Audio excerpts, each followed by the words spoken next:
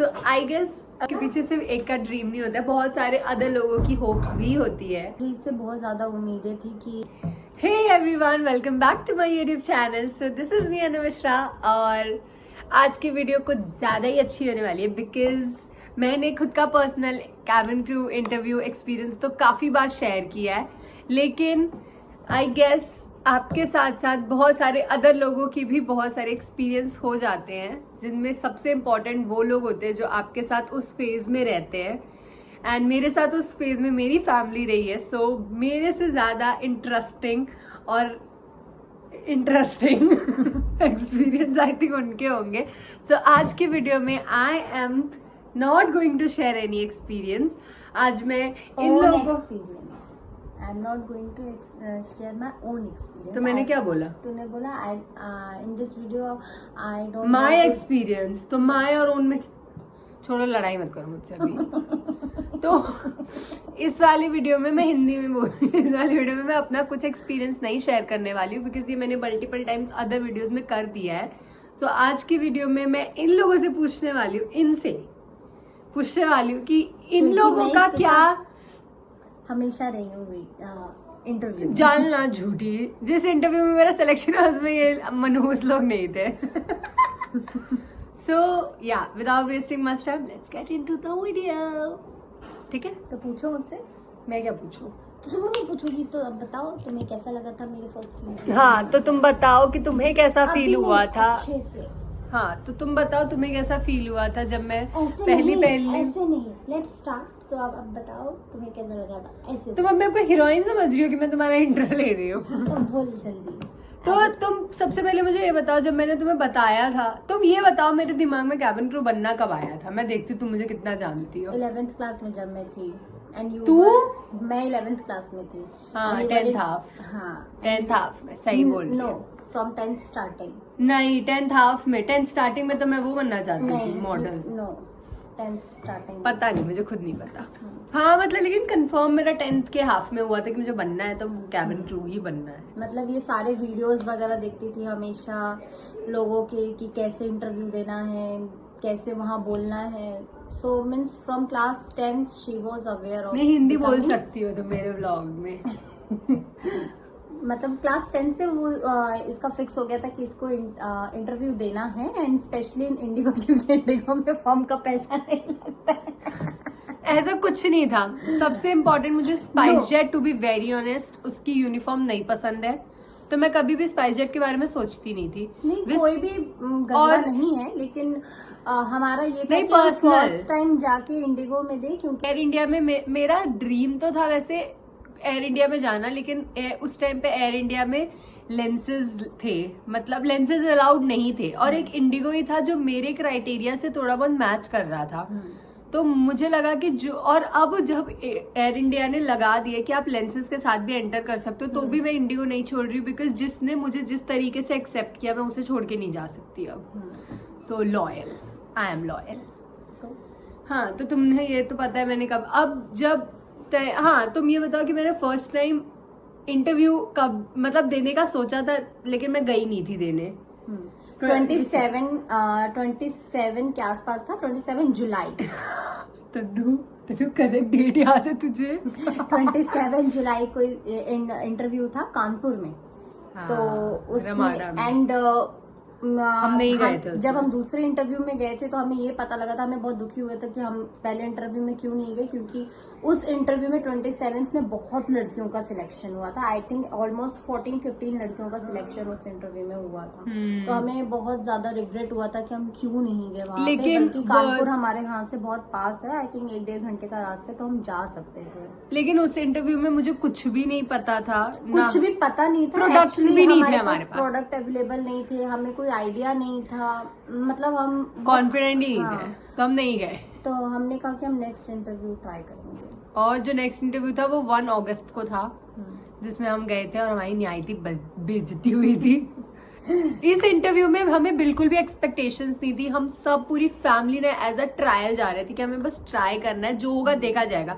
लेकिन उन लोगों ने But- सामने से हमें एक्सपेक्टेशंस दी और उसके बाद गोबर कर दिया, जाओ निकलो वाला नहीं, ऐसा नहीं था, लेकिन एक्सेप्टेशन तो हमेशा रहते, हम दिखाते हैं जो इंटरव्यू देने जा रहे हैं हम उसको नहीं शो कर सकते कि यस हमें बहुत ज्यादा तुमसे एक्सेप्टेशन है, एक्सपेक्टेशन बहुत ज्यादा एक्सेप्टेशन है तुमसे, एक्सपेक्टेशन मारूंगी घंटा खींच के, बहुत ज्यादा उम्मीद है हमें तुमसे, बहुत उम्मीदें हैं तुमसे कि तुम पास कर लोगी, क्योंकि उस टाइम पे जो जा रहा है इंटरव्यू देने वही फील कर सकता है कि उसको कितना ज्यादा डर लग रहा है। हम तो बाहर बैठे रहते थे, बट बाहर बैठना भी बहुत मुश्किल है क्योंकि वहाँ पे अलग अलग टाइप के पेरेंट्स आ रहे थे एंड फर्स्ट राउंड में बहुत सारी लड़कियां को आई थिंक निकाला गया था। और जब मैं अब वो नीचे सब गई थी रो के आ रही थी, तो ये लोग बता रहे थे कि वो लोग बहुत रो रही थी। एंड कुछ लड़कियां तो I think 7th bar 8th bar 27th bar interview देने आई थी, तो मुझे बहुत ज्यादा फील हो रहा था कि क्या होगा।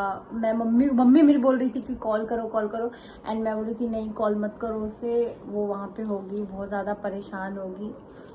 फिंगर क्रॉस थे हमारे, मेरे तो रोंगटे खड़े हो गए थे, क्या होगा, मैं तो रोने लग गई थी सच में। तो पहले वाले इंटरव्यू में रो रही थी? हाँ, मैं पहले वाले तो पूड़ियाँ खा रही थी। नहीं वो जब भूख बर्दाश्त नहीं हुआ था तब, लेकिन मैं नहीं रोना मुझे हकीकत में बताऊं तो मुझे फर्स्ट राउंड में नहीं आया था। जब इसने मुझे मैसेज किया कि फर्स्ट राउंड, तो उस टाइम पे बहुत खुशी हुई थी कि चलो ठीक है, पहली बार में निहायती बेइज्जती ना होके सेकेंड राउंड में तो एटलीस्ट गई, क्योंकि बहुत लोग तो फर्स्ट राउंड से वापस आ जाते।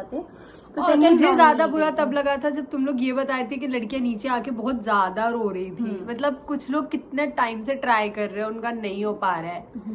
एंड जब थर्ड राउंड में ये गई, इसने बोला कि मैंने मेडिकल निकाल लिया। हाँ, मेडिकल का सबसे ज्यादा दिक्कत था क्योंकि मेरे दांत, इसके दांत थोड़े टेढ़े थे एंड लेंस प्रॉब्लम था, तो हम लोग मतलब लिखा तो था इंटरव्यू के लिए कि लेंस अलाउड है, लेकिन तब पर भी हमें डर लग रहा था क्या पता नहीं हो। लेकिन सबसे ज्यादा दिक्कत मेरे वेट को लेके भी थी, क्योंकि मेरी हाइट के अकॉर्डिंग मेरा वेट कम है, तो मेरे दिक्कत था कहीं मेरा वेट कम ना आ जाए। BMI बहुत ज्यादा कम था तो हमें डर लग रहा था, लेकिन जब इसका मेडिकल वाला आया था तो मुझे बहुत ज्यादा पॉजिटिव फीलिंग आ रही थी कि ये शायद हो, क्योंकि हमें लग रहा था निकलेंगे तो ज्यादा से ज्यादा हम मेडिकल वाले में ही निकलेंगे। उसके अलावा मुझे था कॉन्फिडेंस कि मैं बोलने वाले में तो निकाल ही लूंगी, बट कॉन्फिडेंस की बात।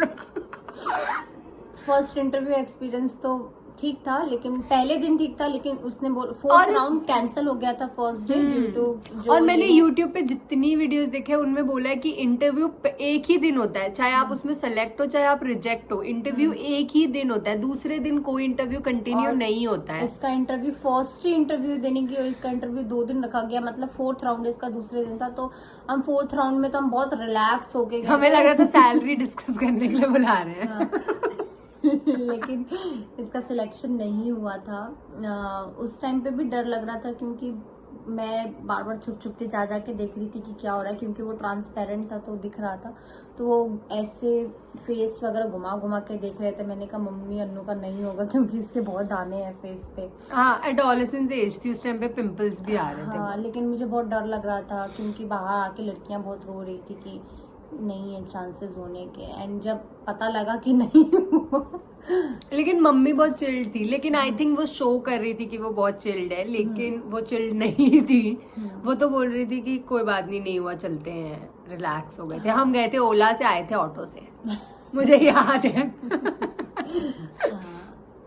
एंड फिर सेकंड इंटरव्यू तुम्हारा आई थिंक पटना में था, जिसमें मेरे मम्मी पापा थे। तो उसका एक्सपीरियंस तो मैं बता नहीं सकती हूँ। आई थिंक उसका एक्सपीरियंस आपने मेरे पापा के फेस पे देखा होगा, जो इसने जिसने मेरे पापा इतने चिल्ड आउट थे कि नहीं होगा तो कोई बात नहीं, हम कहीं और ट्राई करेंगे। लेकिन जब वो वेन्यू पे पहुंचे, उनका फेस ना देखने लायक था, ऐसे फूल के इतना बड़ा हो गया था। मेरे पापा इसको प्यार से गोलू बुलाते हैं, तो वो बोल रहे थे कि गोलू तेरा नहीं होगा यहाँ पे। हाँ, खूबसूरत लड़कियां आई हुई है यहाँ पे। मेरे दूसरे क्या बेइज्जती करेंगे, मेरे खुद के पापा मेरी बेइज्जती करते थे। वहां दूसरों को देख के बोल रहे गोलू ये लोग कितनी सुंदर लग रही है, तेरा होगा। मैं भी सुंदर हूँ।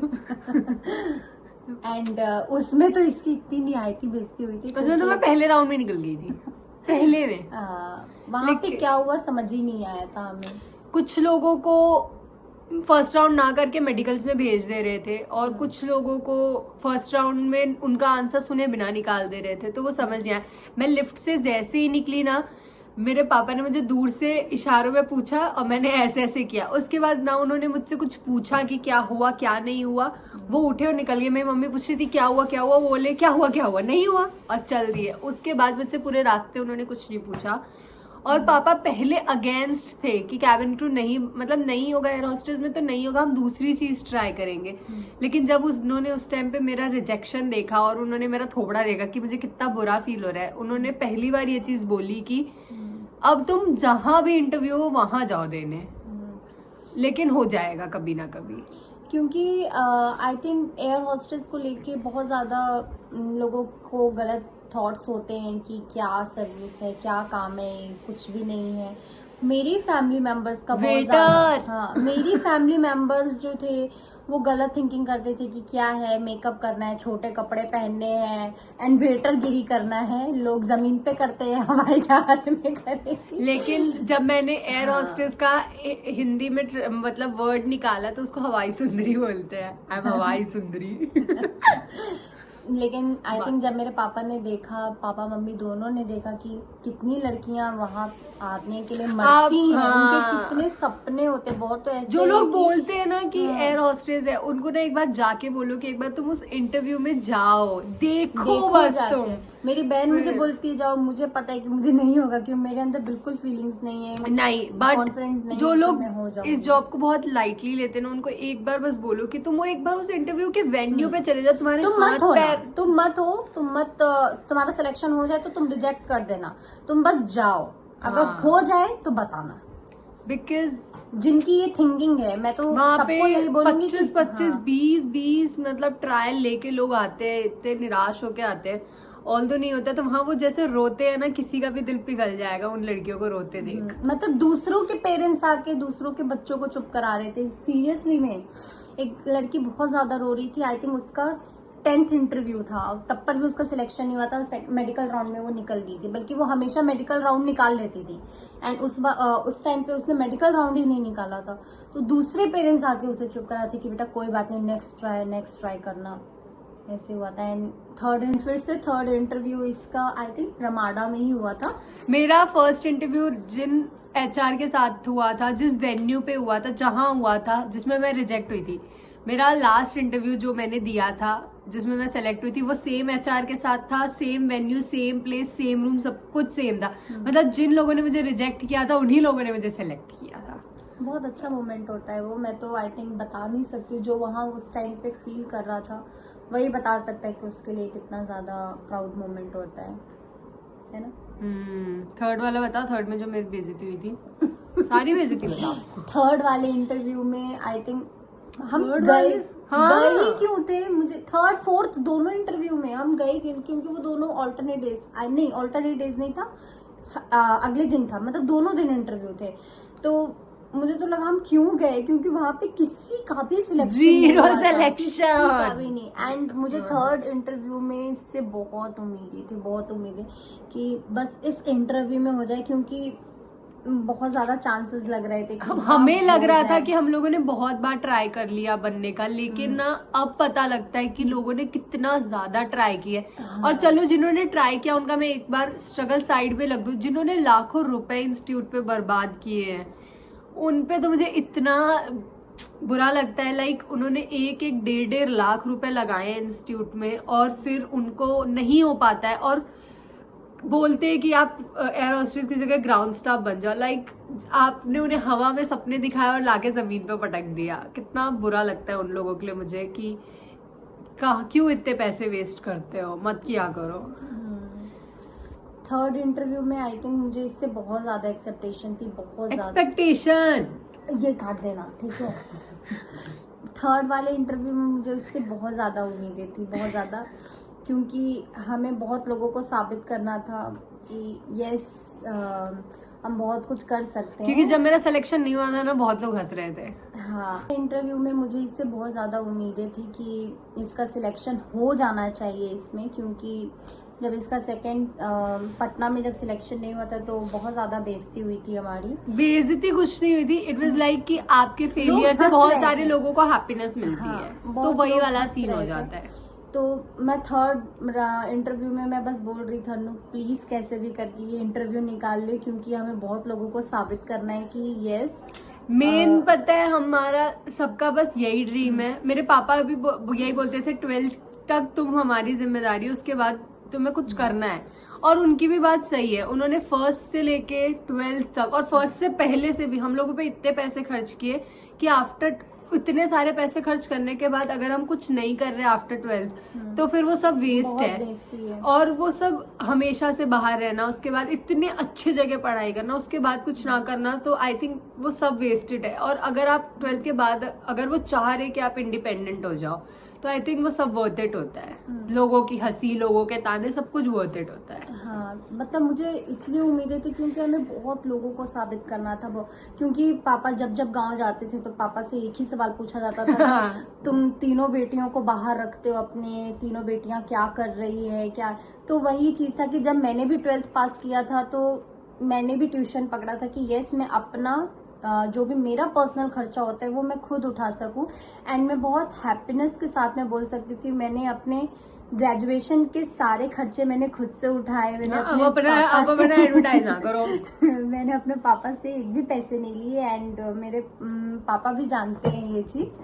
एंड यही चीज मुझे मेरी सिस्टर के लिए भी था कि मुझे प्राउड फील इसलिए हो रहा था कि बहुत लोग होते हैं कि 12th के बाद रिलैक्स हो जाते हैं, एक साल ड्रॉप कर देते हैं, लेकिन इसने ऐसा नहीं किया। इसने आई थिंक 12th पास होते ही जैसे इसका 12th पास हुआ था रिजल्ट आया था, आई थिंक इसने 3 मंथ के अंदर अंदर इसने इंटरव्यू दिया था। 3 मंथ्स नहीं, जैसे मैं जुलाई में मेरा आया था और अगस्त में या सितंबर में मेरा अगस्त 27 को मेरा सिलेक्शन हो गया था। सितंबर में मैं ट्रेनिंग के लिए चली गई। हाँ नहीं अक्टूबर में तुम गई थी ट्रेनिंग। अक्टूबर नवंबर, हाँ मैं अक्टूबर में ट्रेनिंग में भी चली। मतलब मैंने 1 महीने का गैप के बाद मेरा ज्वाइनिंग हो गया था। मतलब वो 1 महीने में बार बार इंटरव्यू निकल रहे थे तो हमें उतना पता नहीं लगा, लेकिन बहुत ज्यादा दूर दूर भी नहीं गए थे हम इंटरव्यू देने के लिए, बिकॉज हम चाह रहे, क्योंकि मैं 2-3 इंटरव्यूज में नहीं हुआ ना तो मेरा ये था कि अब नहीं होगा इसमें तो मैं इसको लेके बैठ नहीं सकती। मैंने अपनी पढ़ाई भी कंटिन्यू की तो और क्या ही कंटिन्यू की। जब सिलेक्शन नहीं हो रहा था तो एडमिशन भी नहीं हो रहा था, जैसे एडमिशन हो गया अगले दिन सिलेक्शन भी हो गया।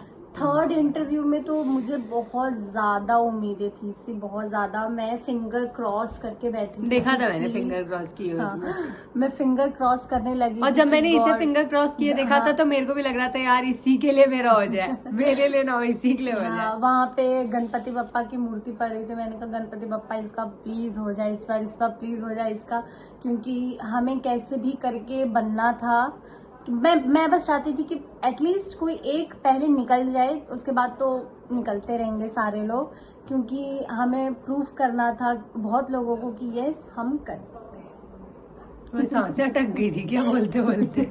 हम कर सकते हैं, क्योंकि आई थिंक मेरे पापा को